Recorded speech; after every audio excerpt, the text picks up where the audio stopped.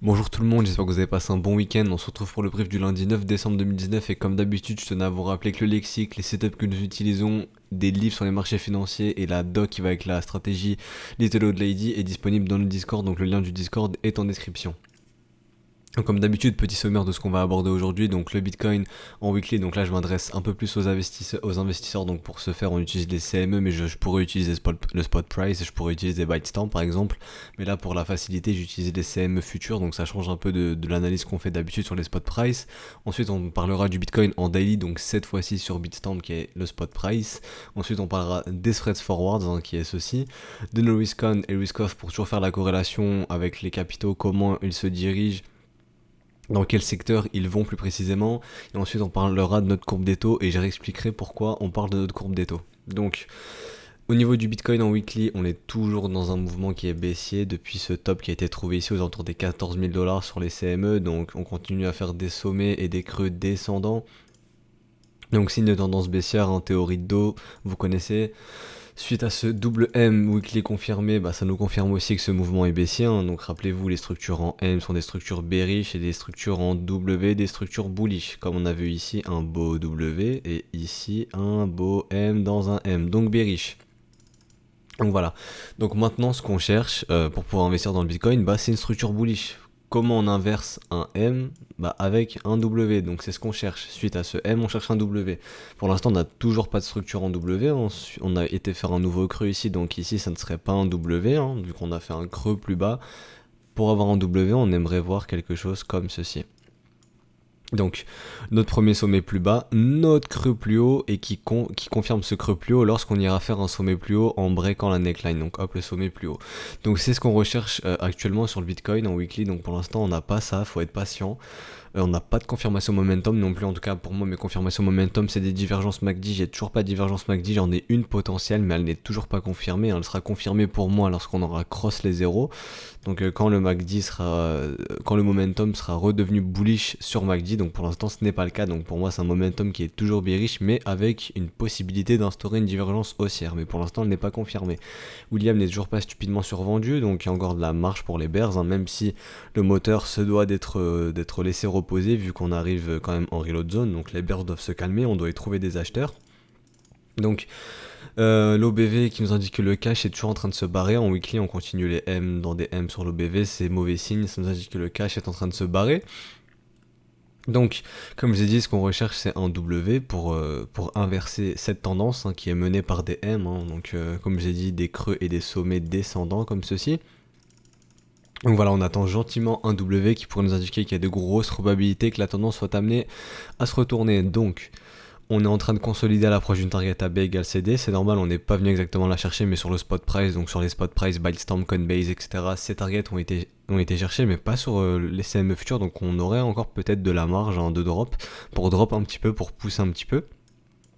Donc, on a aussi une règle des 80% qui nous rappelle que tant que le cours est dans la value ici, donc si vous avez la value, donc le cours est venu chercher la value haute, on a réintégré la value et il y a 80% de probabilité d'aller chercher la value basse tant que nous restons dans la value. Donc ça target à peu près les 5300 dollars comme vous voyez ici, donc la value basse ici sur les 5300. Donc à surveiller aussi, on a aussi une target AB égale CD comme ceci qui nous ramènerait sur les 4800 dollars. Notre wake off check de notre précédente structure qui n'a toujours pas été effectué, le wake off check de la structure des bears a été effectué ici, vous voyez, wake off check, on est bien revenu chercher ce prix. Mais au niveau des bulls, on n'est pas venu la chercher, donc ça pourrait être aussi être une raison de localisation, donc revenir tester ce prix. On peut voir aussi que au côté du volume profile, il y a un petit gap ici, donc on pourrait établir du travail ici, donc chose qu'on est en train de faire. Il y a aussi un petit creux dans le volume profile ici, donc venir établir du travail ici, et il y a aussi un creux ici dans le volume profile, donc à noter qu'on pourrait venir établir du travail ici, donc on est en train de le faire actuellement, comme vous le voyez, donc essayer de remplir un peu la value dans le volume profile, essayer de remplir aussi cette value ici, donc qui demande à être travaillée, à être comblée, et aussi ici, donc entre les 4002 et les 5000 dollars environ. Donc est-ce qu'on va y aller? J'en sais absolument rien du tout. J'en sais rien du tout, mais en tout cas, c'est ce que nous indique le volume profile, qu'il y a du travail à venir établir ici, plus nos wake-off check, etc., qui demandent à être fait. Donc c'est pas obligé que ce soit fait en wake-off check, mais généralement, c'est fait assez souvent quand même. Donc, je ne sais pas si on va y aller, mais bon, ce sont des raisons de localisation. La trendline est aussi une structure, donc de ce W, qui peut être aussi une raison de localisation. Donc je le répète, on n'a que des raisons de localisation pour le moment, on n'a pas de confirmation momentum, mais pas de structure qui peuvent nous indiquer, en tout cas la structure peut nous indiquer que ce marché est prêt à se retourner, et la confirmation momentum, bah, c'est une raison indépendante pour nos setups. Voilà, donc faut rester patient, je le répète tout le temps, mais le maître mot c'est la patience, les bottoms ça met du temps à se poser, ce bottom a quand même mis un trimestre à se poser, donc voilà, faut rester patient et de voir comment le cours va s'établir. Et je pense qu'on a fini pour le Bitcoin en weekly, je vois pas grand chose d'autre à dire, hein, donc on va aller sur le spot price, donc sur Bitestamp, et on va aller directement en daily. Donc en daily, on peut voir, bah pareil, on est venu chercher la reload zone, donc normal d'y trouver des acheteurs, que les bears laissent le moteur refroidir un petit peu. Rappelez-vous cette mèche qui est suspecte, donc on pourrait continuer de venir manger cette mèche. D'ailleurs on est dans notre battle zone, rappelez-vous qu'on a identifié depuis pas mal de jours déjà, hein. Donc on a dit que tant qu'on restait dans notre battle zone, il n'y aurait pas de mouvement que ce soit à la hausse ou à la baisse, donc si on perd le niveau des 6515$, les bears ont gagné, si on perd le niveau des 7870$, les bulls ont gagné. Donc si les bulls gagnent, ça nous instaurera un beau W comme ceci derrière la trendline, c'est ce qu'on recherche, hein. Rappelez-vous, des breaks de trendline, c'est pas suffisant comme ceci. Ce qu'on veut, c'est des structures bullish, et rappelez-vous, comme on le disait, tant qu'il n'y a pas de structure bullish derrière la trendline, le plus probable c'est de revenir longer celle-ci. Chose qu'on a fait, on est revenu longer la trendline. Donc si on instaure un beau W derrière cette trendline, ce sera un premier signal très intéressant. Donc moi je suis partisan du si j'ai un M weekly, je vais en W weekly pour inverser cette tendance. Donc est-ce qu'un W daily ça serait suffisant pour inverser la tendance? Non, mais ça pourrait mener à un counter trade rally. Donc un counter trade rally, c'est un rallye qui va contre tendance. Donc ce mouvement est toujours contrôlé par les bears, mais on pourrait avoir un mouvement qui va contre tendance. Donc les objectifs, c'est le premier arrêt, hein, donc on pourrait revenir tester le premier arrêt. Donc si c'est résolu bullish, on pourrait revenir tester le premier arrêt, donc les 9400$. Aussi la reload zone de ce mouvement, rappelez-vous.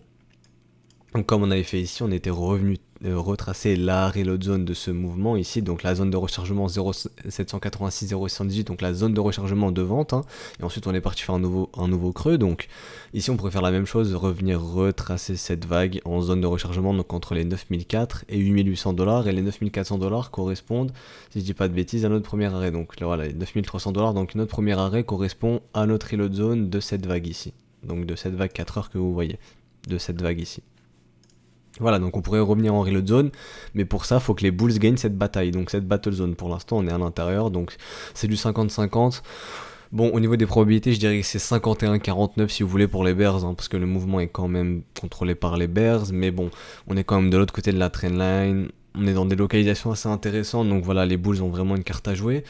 Et si vraiment on a vraiment un counter trade rally assez puissant, on pourrait revenir même tester, revenir dans notre zone de rechargement de short pour retrouver des vendeurs ici. Donc ça serait vraiment en cas de gros counter trade rally, mais c'est pas à exclure, hein. Donc voilà, donc si jamais notre premier arrêt cède, rappelez-vous, si le premier arrêt cède, l'objectif c'est les 0,618, donc revenir tester les 11 000$. Mais pour ça, il faudra d'abord s'affranchir pour les bulls du niveau des 7870$ et ensuite du premier arrêt pour espérer revenir chercher les 0,618. Donc d'ailleurs, au niveau du volume profile, on voit qu'on a potentiellement une règle des 80% qui nous ramènerait sur les 11 600$, donc on va la noter, hein. Tant que le cours reste dans la value, ici on a potentiellement la possibilité de revenir chercher les 11 556$. Donc vous avez vu, on est venu chercher la value basse, donc cette règle des 80% a déjà été établie, donc on était dans la value haute, on est venu chercher la value et 80% de probabilité d'aller chercher la value basse. Donc on a bien été chercher la value basse, maintenant on réintègre la value, et tant qu'on reste dans la value ici, bah, il y a 80% de probabilité d'après cette règle d'aller chercher la value haute, donc les 11 500$, donc ce qui pourrait nous ramener dans notre reload zone. Mais donc, comme je le répète, il faudra d'abord s'affranchir pour les bulls de ce niveau des 7870$, donc gagner cette bataille, de s'affranchir du premier arrêt pour espérer aller en reload zone. Donc c'est pas gagné, il y a beaucoup de travail à faire, je préfère vous prévenir. Donc au niveau du volume profile, bah, pareil que sur les CME, on voit ce gros gap dans le volume profile ici, hein, qui est assez gros, donc il y a du travail à venir établir ici. Donc on est en train de commencer, mais ça s'établit jusqu'à 5300$ environ.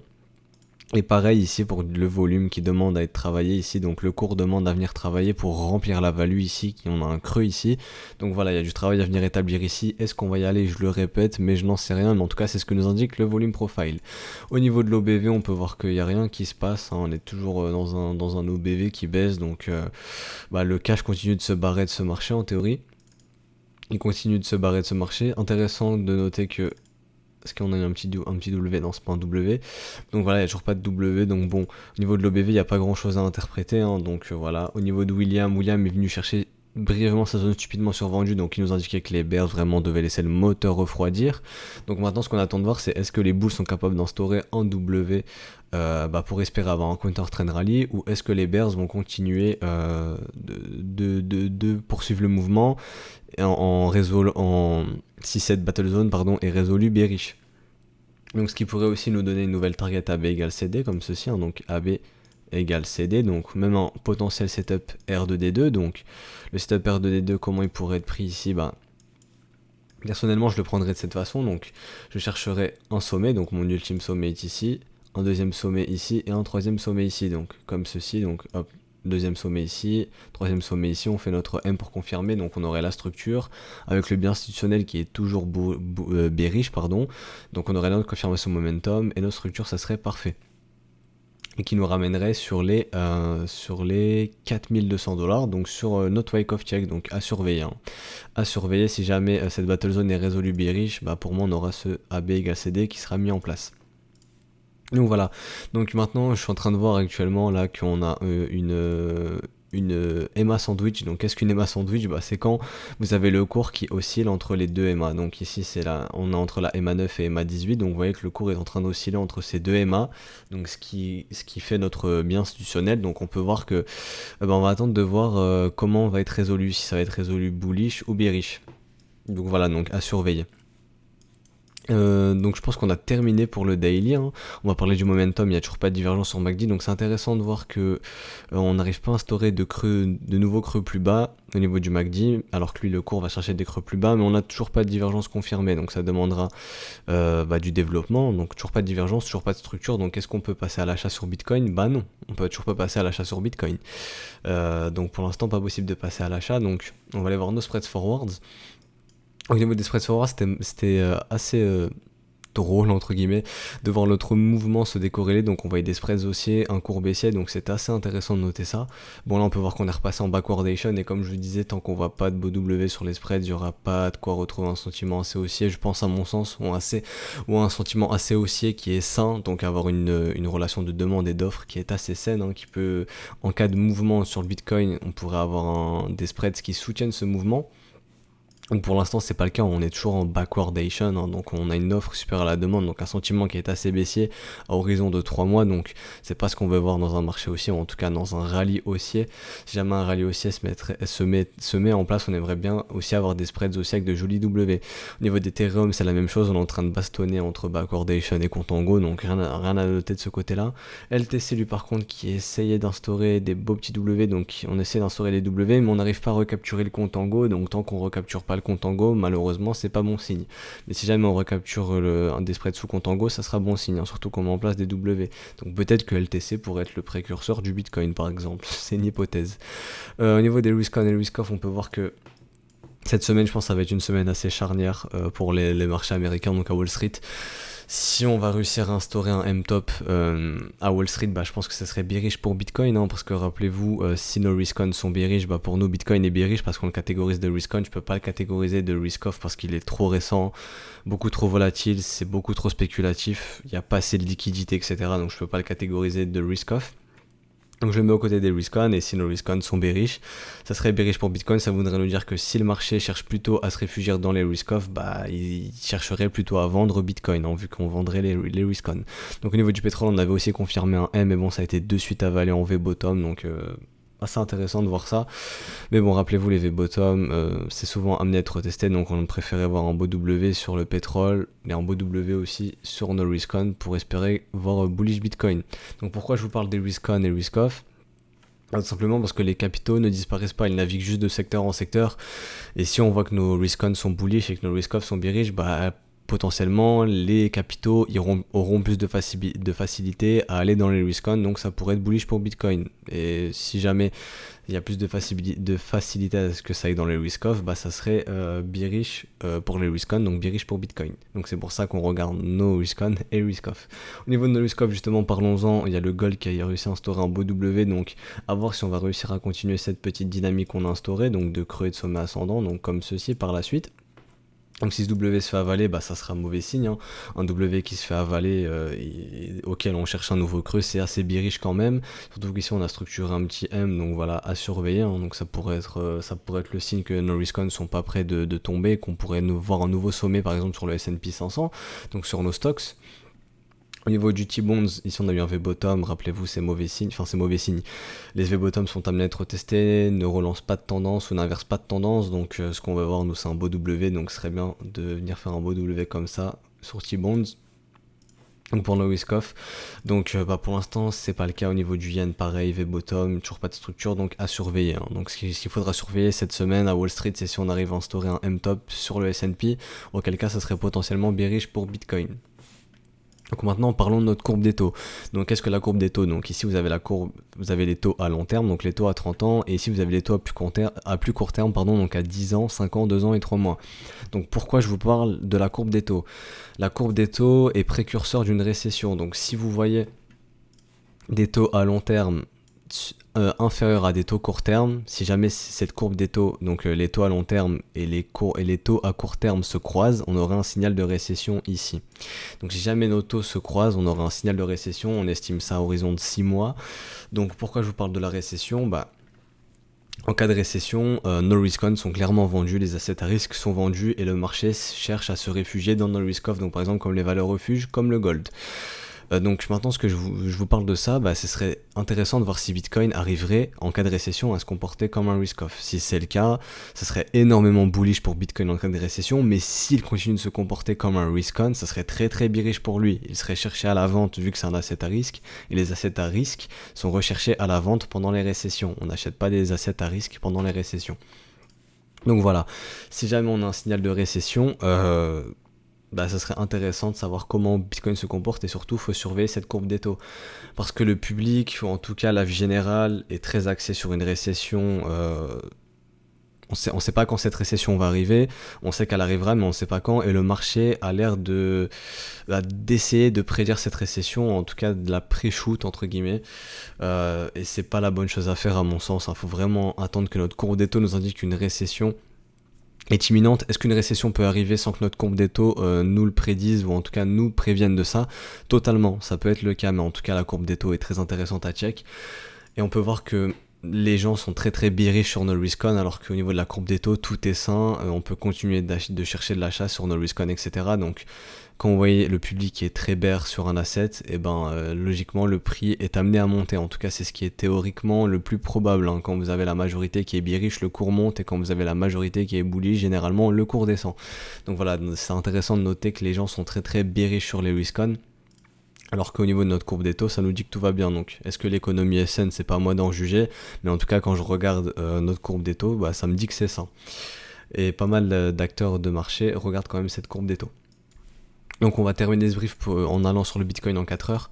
Donc intéressant de voir qu'on évolue de l'autre côté de la trendline, hein, donc de cette trendline ici. Donc c'est exactement le même système qu'en daily. Tant qu'on n'a pas de structure de l'autre côté de la trendline, le but c'est de rellonger celle-ci. Donc intéressant de voir que maintenant on est derrière la trendline, et de voir si ça serait possible d'instaurer un W pour les bulls, auquel cas ça serait bon signe, et je pense qu'on aurait potentiellement le signal qui pourrait nous amener à penser qu'on peut ici aller break ici les 7870, rappelez-vous, qui ferait une résolution bullish pour essayer de revenir tester notre premier arrêt, dont notre reload zone, et plus par la suite ça serait possible. En tout cas on se concentrerait d'abord sur le premier arrêt et la reload zone. Ça serait vraiment on pourrait vraiment stopper ce counter trend rally ici, hein. On est dans une tendance baissière, et rappelez-vous, les reload zones sont des localisations de short très très intéressantes, et généralement, comme je l'ai expliqué dans le lexique, donc je vais vous trouver ça de suite, mais les counter trend rally, ce sont des mouvements qui se font contre tendance et trouvent souvent leur top en reload zone ou sur le premier arrêt. Donc voilà, le premier arrêt ici et la reload zone est ici. Donc voilà, les mouvements contre tendance s'arrêtent très généralement sur le premier arrêt ou en reload zone, comme on l'avait fait ici. Non, je voulais pas prendre ça, je voulais prendre mon Fibo. Donc rappelez-vous ici, hein, on s'était arrêté sur le premier arrêt avant de repartir à la baisse. On pourrait faire la même chose, donc à surveiller. Voilà, donc au niveau du 4 heures, je me répète, mais on aimerait bien avoir une petite structure bullish. Au niveau du momentum, le momentum est toujours bullish. Pour moi, cette divergence n'est pas avalée encore. Si jamais on vient break ici, cette divergence sera avalée. Donc hop, je vais noter ça. Donc si jamais on vient break ici sur le momentum, ça serait une divergence qui est avalée. Donc les bulls auraient perdu le contrôle du momentum, donc de leur divergence. Bon, tant qu'ils ont la divergence, ça c'est bon signe pour eux. Au niveau de l'OBV, on avait identifié, rappelez-vous, cette divergence qui nous indiquait que ok, le cash ne sortait plus autant. En tout cas, il se passait quelque chose au niveau de l'OBV, que le cash ne sortait plus autant. Et là, il est actuellement en train de rentrer, puisqu'on a un OBV qui est ascendant, donc le cash a l'air de rentrer. Donc c'est bon signe pour les bulls. Mais bon, tant qu'on s'affranchira pas des 7 870 $, il se passera rien, je le répète. Donc voilà, intéressant de noter ça. Donc on attend la structure, hein. Donc ce qu'on veut, nous c'est une structure de l'autre côté de la trendline, donc on aimerait bien voir ça. Par exemple, ou comme je viens de le dessiner, ou ce plus gros W ici, hein, qui serait confirmé ici. Voilà notre W daily. Donc là on peut voir que le cours est revenu chercher la reload zone, donc la zone de rechargement de vente donc de ce range, hein. Donc pour moi c'est un range entre les 6005 et les 7008. Donc on est venu chercher la reload zone, donc normal de trouver des vendeurs ici. Ce qui serait probable, c'est de venir rechercher la zone de rechargement de ce mouvement, donc faudrait pas être étonné si le cours se redirige à la baisse pour revenir longer notre trendline, dont revenir chercher la reload zone. Et ici on verra si on est capable d'instaurer des divergences au niveau du momentum, donc au niveau de MACD, donc des divergences confirmées, et un beau W qui pourrait nous faire un smiling setup. Donc si vous avez la confirmation momentum et la structure, on pourrait avoir un smiling setup, de rentrer à l'achat lors de la cassure de la neckline. Donc soit vous rentrez lors de la cassure, ou soit vous attendez le wake of check, donc c'est-à-dire le cours qui revient tester cette neckline. Donc ça pourrait être un smiling setup qui se met en place ici. Donc voilà, donc nous on chercherait plutôt à localiser nos achats s'ils sont à faire dans la reload zone. Donc ça ferait reload zone dans une reload zone, donc des localisations très très intéressantes. Donc à surveiller, on n'est toujours pas revenu chercher cette reload zone, donc ça me paraît un peu bizarre. Donc à voir si on va break, à voir comment le cours va être résolu, hein. Donc si on va break avant d'aller chercher cette reload zone, ou si on va break bear directement, auquel cas on ira plus bas. Rappelez-vous, on a toujours une règle des 80% qui nous target les 5700 $. Et cette règle est effective, attendez que je regarde, mais il me semble qu'elle est effective, attendez, faut que je retrouve au niveau du volume profile, hop, comme ceci. Donc voilà, elle est effective tant que le Bitcoin ne repasse pas au-dessus des 12 500 $. Donc on pourrait revenir chercher notre reload zone pour par la suite aller chercher par exemple les 5700, voire plus bas, hein. Rappelez-vous, nous ce qu'on va voir c'est des W weekly. Non là je suis passé en monthly, mais nous on va voir des W weekly. Et si jamais on voit un W daily, oh pardon, pardon c'est l'alarme. Donc si jamais on voit ici un W daily, on n'aurait pas de W weekly, on aurait un V bottom weekly, donc on pourrait très bien venir chercher la reload zone et ici par la suite repartir à la baisse. Ça serait un scénario.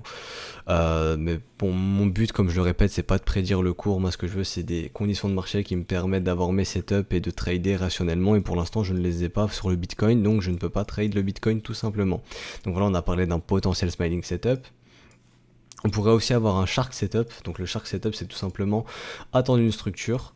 Donc voilà, donc par exemple le M ici, attendre le bottom, donc on prend notre Fibo, on trace du top au bottom et de venir chasser un short dans la reload zone. Donc on pourrait, si jamais le cours revient ici dans la reload zone, on pourrait shorter cette reload zone. Donc ça c'est le shark setup.